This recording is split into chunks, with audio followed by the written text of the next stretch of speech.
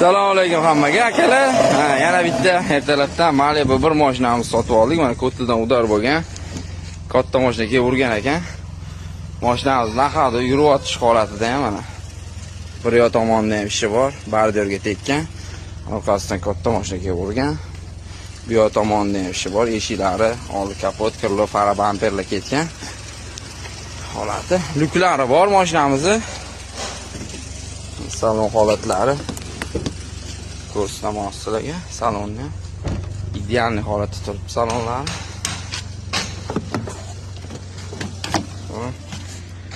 Salonlari zo'r holatda turibdi akalar. Mashinamizni xuddi shu holatda sotib olganmiz. Xabaringlar bor. Kimda shunaqa urilgan, DTP bo'lgan mashinalar bo'lsa, O'zbekiston bo'ylab zo'r narxda sotib olamiz.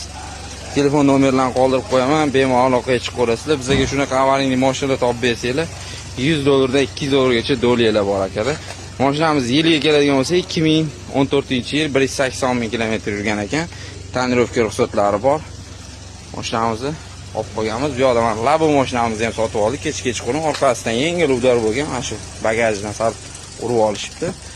Bir yoq tomonlari butun, salonlari ideal holatda. 2025-yil 21 ming kilometr yurgan ekan.